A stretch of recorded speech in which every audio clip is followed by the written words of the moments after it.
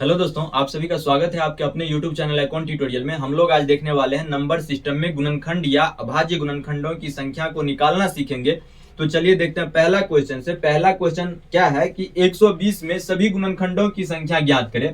देखिए यहाँ तो क्वेश्चन में सिर्फ कह रहा है कि 120 में सभी गुणनखंड की संख्या ज्ञात करें। यदि यहाँ कह देता कि 120 में सभी अभाज्य गुणनखंड की संख्या ज्ञात करें तो वो एक दूसरा क्वेश्चन हो जाता, और यहां सिर्फ कह रहा है गुणनखंड की संख्या ज्ञात करने के लिए, तो ये एक दूसरा क्वेश्चन हो जाएगा। तो चलिए सबसे पहले जो है 120 का क्या करते हैं कि गुणनखंड की संख्या निकालना सीखते हैं। उसके बाद जो है 120 का अभाज्य गुणनखंड भी निकालना सीखेंगे, ठीक ना। तो देखिए गुणनखंड का अर्थ क्या होता है कि 120 को जो जो संख्या काटेगी ना वो संख्या 120 का गुणनखंड कहलाएगा। यानी कि देखिए एक छोटी सी संख्या लेके चेक कर लेते हैं, यानी कि 8 मान लीजिए, ले लिए, माना कि ले लिए। अब 8 में गुणनखंड की संख्या पता करना है तो क्या करेंगे कि 8 8 तो 1 से भी कटेगा, 8 2 से भी कटेगा, 8 4 से भी कटेगा, और 8 एक स्वयं यानी 8 से भी कटेगा। यानी कि 8 को काटने वाली कुल संख्या जो है 1 2 3 4 हो जाएगी। जब 8 को काटने वाली कुल संख्या 4 संख्या हो जाएगी, इसका मतलब जो है 8 के गुणनखंडों की जो संख्या है वो 4 है, ठीक ना। और हम जब बड़ी बड़ी संख्या दे दे, 120 मना की दिया गया है, और तब जो इस तरह करके निकालेंगे ना तो काउंट करने में तो मिस्टेक हो जाएगा। तो उसी मिस्टेक से बचने के लिए चलिए देखते हैं कि कैसे निकाला जाएगा। देखिए 120 में कह रहा है गुणनखंडों की संख्या, तो सबसे पहले क्या करेंगे कि 120 को जो है प्राइम नंबर के रूप में तोड़ेंगे। प्राइम नंबर यानी कि अभाज्य संख्या का अर्थ होता है कि वैसी संख्या जो एक और स्वयं के अलावा किसी और से विभाजित ना हो। तो देखिए दो तो एक ऐसे प्राइम नंबर है, यानी दो एक और दो के अलावा किसी और से विभाजित नहीं होगा। तो 2 से यदि हम भाग करते हैं 120 में तो 60 आएगा। उसके बाद 2 से फिर भाग करेंगे, लगेगा तो 30 आएगा। 2 से फिर लगेगा तो क्या 15 होगा। उसके बाद अब तो 2 से लगेगा नहीं तो 3 से लगेगा, तो 3 से अब करेंगे तो 5 आएगा। यानी कि 2 और 3 और 5 ये तो अभाज्य संख्या है, क्योंकि 3 भी 1 और 3 के अलावा किसी और से कटेगा नहीं, और 5 भी उसी तरह। तो अब क्या करेंगे कि हमें तो गुणनखंड की संख्या निकालना है। तो देखिए 2 क्या गो है, 1 2 3, यानी 2 क्या गो है, 3 गो है, तो 2 का पावर 3, और 3 क्या गो है, एगो 3 है तो 3 का पावर 1, और 5 क्या गो, एगो 5 है तो 5 का पावर 1। अब गुणनखंड की संख्या निकालना है तो क्या करेंगे कि उसके पावर में ना 1 प्लस कर देंगे, सभी के पावर में, ठीक ना, अपना मन से। अब 1 प्लस कर दिए तो देखिए 3 1 कितना 4 हो जाएगा। उसके बाद 1 1 कितना 2 हो जाएगा। उसके बाद 1 1 कितना 2 हो जाएगा।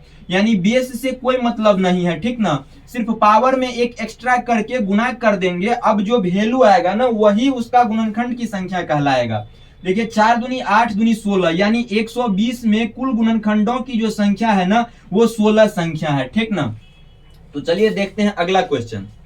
अगला क्वेश्चन है कि 120 के सभी शुद्ध भाजकों की संख्या ज्ञात करें। तो देखिए क्वेश्चन में अब क्या कह रहे हैं, शुद्ध भाजक की संख्या ज्ञात करने के लिए तो सबसे पहले क्या करेंगे कि 120 का तो भाजक की संख्या निकालेंगे, यानी गुणनखंडों की संख्या 120 में ज्ञात करेंगे, और ज्ञात करने के बाद जो है उसमें से 2 घटा देंगे तो वही उसका शुद्ध भाजक हो जाएगा।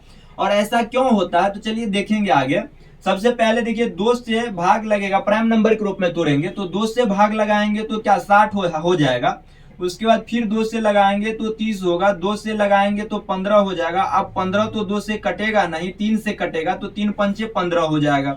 अब देखिए 2 क्या गो है, 1 गो 2 गो 3 गो, यानी 2 की जो संख्या है वो 3 है तो 2 का पावर 3 लिखेंगे। और 3 की संख्या क्या गो है, 1 गो है तो 3 का पावर 1 लिखेंगे। और 5 की संख्या 1 है तो 5 का पावर 1 लिखेंगे। अभी भाजक निकालना है तो सबसे पहले भाजक निकालते हैं तो क्या करते हैं कि पावर में 1 ऐड करते हैं। तो अब पावर में 1 ऐड कर देंगे। अब पावर में 1 ऐड करने के बाद ये 4 हो जाएगा, ये 2 हो जाएगा, उसके बाद ये भी 2 हो जाएगा। और बेस से कोई मतलब नहीं रहता है, पावर में 1 ऐड करके जो आता है उसे गुना कर देते हैं तो वो भाजक की संख्या हो जाता है। यानी कि 4 दूनी 8 दूनी 16, 120 में भाजकों की जो संख्या है वो 16 है। लेकिन क्वेश्चन में पूछ रहा है शुद्ध भाजक, तो शुद्ध भाजक निकालने के लिए क्या करेंगे कि 2 घटा देंगे। तो 120 में जो शुद्ध भाजक है ना वो 14 है, 14 गो है, क्योंकि देखिए 120 में जो है 14 को दो यहाँ इसलिए घटाए ना, क्योंकि 120 में एक भी रहा होगा और 120 भी रहा होगा ना, और ये एक और ये स्वयं, यानी कि एक और स्वयं तो सभी संख्या का भाजक होता है, इसलिए दो इसमें से घटा दिए। जब शुद्ध भाजक पूछेगा तब, यदि शुद्ध भाजक नहीं पूछता, सीधे भाजक पूछता, तब तो 16 होता, ठीक ना, और शुद्ध भाजक पूछ रहा है तो दो घटा देंगे, यानी कि 14 होगा, ठीक ना। तो चलिए देखते हैं अगला क्वेश्चन है कि 75 के पावर 8 में कुल कितनी भाजकों की संख्या है। तो देखिए क्वेश्चन में क्या कह रहा है कि 75 के पावर 8 में कुल कितने भाजकों की संख्या है। तो सबसे पहले क्या करेंगे कि 75 को देखेंगे कि ये अभाज्य संख्या है कि नहीं। तो देखिए 75 अभी तो अभाज्य संख्या नहीं है, क्योंकि अभाज्य संख्या का अर्थ होता है कि वैसी संख्या जो एक और स्वयं के अलावा किसी और से विभाजित ना हो। 75 तो अभी 5 से भी विभाजित हो रहा है, 25 से भी हो रहा है, स्वयं से भी हो रहा है, एक से भी हो रहा है, तो इसका मतलब कि 75 जो है वो अभाज्य संख्या नहीं है। तो 75 को क्या करेंगे कि सबसे पहले अभाज्य संख्या के रूप में लिखेंगे। तो 75 को अभाज्य संख्या के रूप में लिखने के लिए 3 से पहले भाग लगेगा, 3 से लगेगा तो क्या बार में जाएगा, 25 बार में जाएगा। अब 25 जो है 5 बार में जाएगा, 5 25। अब देखिए 3 की क्या गो संख्या, एक संख्या, तो 3 का पावर 1, और 5 की क्या गो संख्या, 2 गो संख्या, तो 5 का पावर 2 लिखेंगे, यानी 75 को आप प्राइम फैक्टर के रूप में लिख लिए। अब जो है 75 का पावर कितना, 8 था ना, तो अब क्या करेंगे कि जो पावर रहेगा वो पावर तो रहेगा ही रहेगा। उसके बाद देखिए जब पावर के ऊपर पावर हो और ब्रैकेट लगा हो तो गुना करते हैं, ठीक ना, यानी कि 3 का पावर 1 था ना, तो ये 8 जो होगा 3 के पावर 1 में गुना हो जाएगा। तो कहने का मतलब 1 और 8 का गुना करेंगे तो 8 ही होगा, और 5 का पावर 2 है, अब यदि गुना होगा तो 5 का पावर क्या, 16 हो जाएगा, ठीक ना। अभी तो क्या कहते हैं गुणनखंड की संख्या नहीं आया है ना, ये तो क्या कहते हैं प्राइम फैक्टर है। अब जब प्राइम फैक्टर है तो इसे यहाँ तो हमें गुणनखंड की संख्या सिर्फ निकालना है, यानी कि भाजकों की संख्या निकालना है। तो भाजक की संख्या निकालने के लिए क्या करते हैं कि उसके पावर में एक ऐड कर देते हैं। जब पावर में एक ऐड करेंगे तो 8 1 9 और 16 1 17, यानी कि अब 9 गुने 17 करेंगे तो ये गुणनखंड की संख्या हो जाएगा, और 17 नंबर कितना, 163 हो जाएगा, यानी कि गुणनखंडों की जो संख्या है वो 163 है, ठीक ना। तो चलिए देखते हैं अगला क्वेश्चन। अगला क्वेश्चन है कि 360 के सभी समभाजकों की संख्या ज्ञात करें।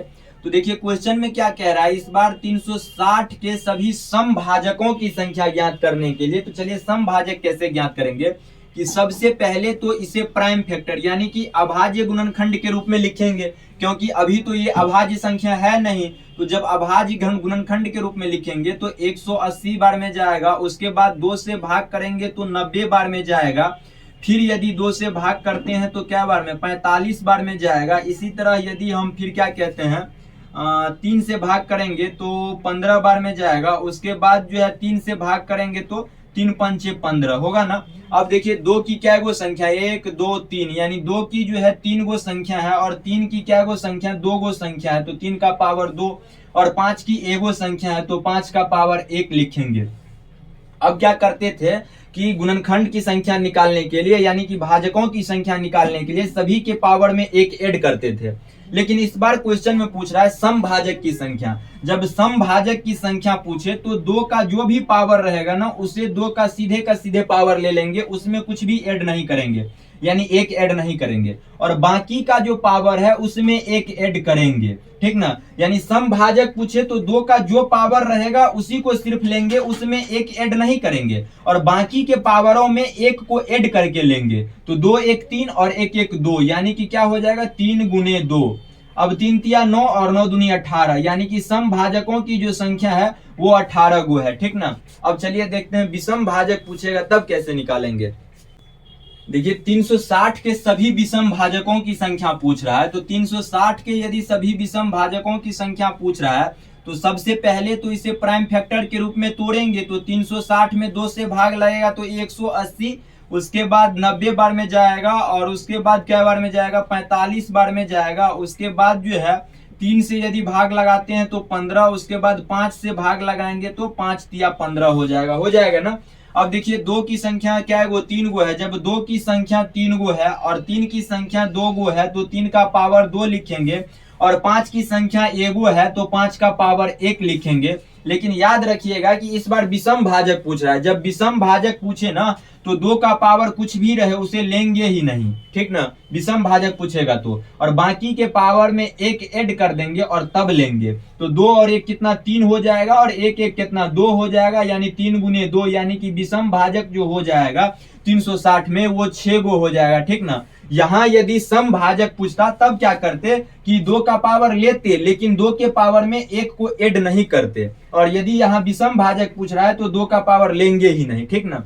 तो चलिए देखते हैं अगला क्वेश्चन है कि 540 के सभी अभाज्य गुणनखंडों की संख्या ज्ञात करें। देखिए इस बार क्वेश्चन में ना अभाज्य गुणनखंड कह रहा है, गुणनखंड नहीं कह रहा है सिर्फ, ठीक ना। अभाज्य गुणनखंड का अर्थ होता है कि जब हम उस संख्या को फैक्टराइज करेंगे, यानी कि तोड़ेंगे, और टूटने के बाद जितने भागों में वो संख्या बटेगी ना, वही जो है उसका अभाज्य गुणनखंड कहलाएगा। तो चलिए देखते हैं, 540 का अभाज्य गुणनखंड निकालना है। तो 540 में यदि अभाज्य गुणनखंड निकालेंगे तो सबसे पहले क्या करेंगे कि अभाज्य संख्या के रूप में तोड़ेंगे। अब अभाज्य संख्या के रूप में यदि तोड़ना है तो कैसे तोड़ेंगे कि 2 से भाग करेंगे, 2 एक अभाज्य संख्या है।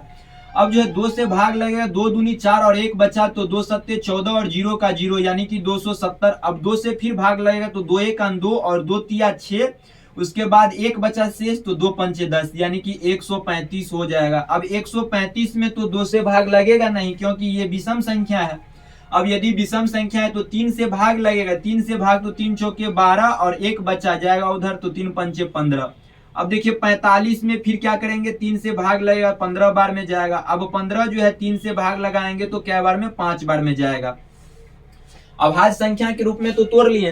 अब तोड़ने के बाद 2 क्या गो संख्या है, 2 की 1 गो और 2 गो, यानी 2 की 2 संख्या है, और 3 की क्या गो संख्या है, 3 गो संख्या है, तो 3 की 3 गो संख्या है, और 5 की क्या गो संख्या है, 1 संख्या है, तो यानी कि 3 2 5 1 6, यानी कि 6 संख्या जो हो जाएगा वो अभाज्य गुणनखंड होगा 540 का, ठीक ना। यानी कहने का मतलब जब अभाज्य गुणनखंड पूछे तो उसका प्राइम फैक्टर तोड़ देंगे, और जय वो संख्या प्राइम फैक्टर में रहेगा वही जो है उसका अभाज्य गुणनखंड कहलाएगा, ठीक ना।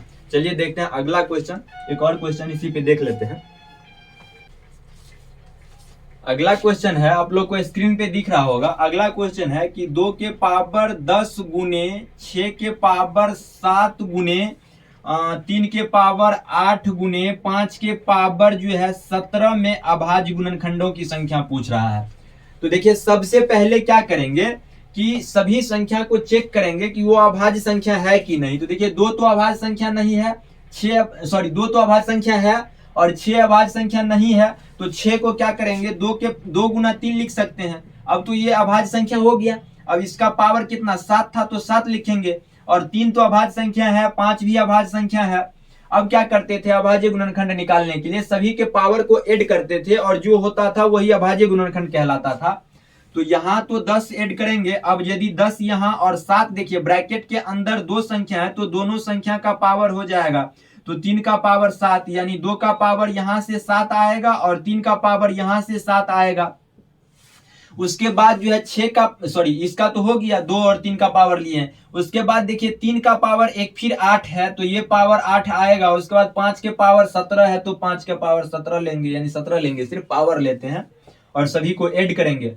अब ऐड करने के बाद क्या हो जाएगा कि 7 8 15 और 15 7 22 और 22 7 29 का 9 और हाथ में 2 2 1 3 और 3 1 4, यानी कि अभाज्य गुणनखंड की जो संख्या हो जाएगा ना वो 49 हो जाएगा, ठीक ना।